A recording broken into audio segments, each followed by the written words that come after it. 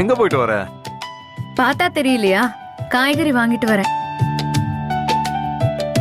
தாத்தாக்கு ஒரு கால் வீக்கமா இருக்குன்னு பாட்டி சுரக்காய் பொரியல் பண்ணி தர சொன்னாங்க. அதான் வாங்கிட்டு வரேன். என்கிட்ட சொல்லிருக்கலாம்ல, நான் வாங்கிட்டு வந்திருக்க போறேன். நானும் எதுக்கு சும்மா வீட்டுல இருக்கணும், அப்படியே நடந்து போயிட்டு வரலாம் தான் போனேன். சரி வா போலாம். ஐயோ, நான் வரலப்பா. உங்க அம்மா என்ன பார்வையிலேயே எரிச்சிருவாங்க. நான் நடந்தே போறேன். ஒன்னு தெரிஞ்சுக்கோ, எங்க அம்மா பேசுறத காதுல வாங்கியும் வாங்காத மாதிரியும் போயிட்டே இருக்கணும். அதெல்லாம் பெருசாவே எடுத்துக்க கூடாது.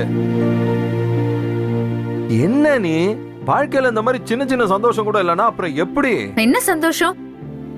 என்ன பின்னாடி உட்கார வச்சு கூட்டிட்டு போறதுல உங்களுக்கு என்ன சந்தோஷம்? உங்க அம்மாக்கு தெரிஞ்சா என்ன ஆகும்னு தெரியும்ல. என்ன ஆகும்? ஒரு லவ்வரை பின்னாடி வச்சு கூட்டு போறதுல சந்தோஷம் இல்லையா? கல்யாணம் பண்ணிட்டு பின்னாடி உட்கார வச்சு கூட்டு போனா சந்தோஷமா இருக்குமா என்ன? சும்மா அப்படியே உட்கார்ந்துட்டு பேசிட்டு போனா அந்த நாளை எப்படி இருக்கும் தெரியுமா? என்னவா இருந்தாலும் இப்போதைக்கு அதெல்லாம் வேண்டாம்.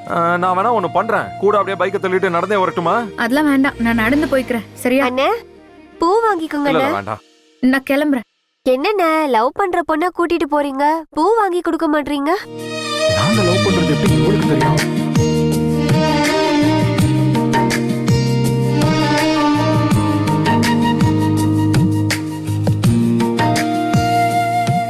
என்னண்ணா அப்படி பாக்குறீங்க? லவ் பண்ற பொண்ணுக்கு பூ வாங்கி கொடுக்க வேண்டியது தானே. லவ் பண்ணி கல்யாணம் பண்றது இல்லையா? வாங்கி கொடுங்க. நாங்க எதுக்கு கல்யாணம் பண்ண போறோம்? எனக்கு அதெல்லாம் தெரியாது. ஆனா நீங்க 2 பேரும் நல்ல ஜோடிக்கா.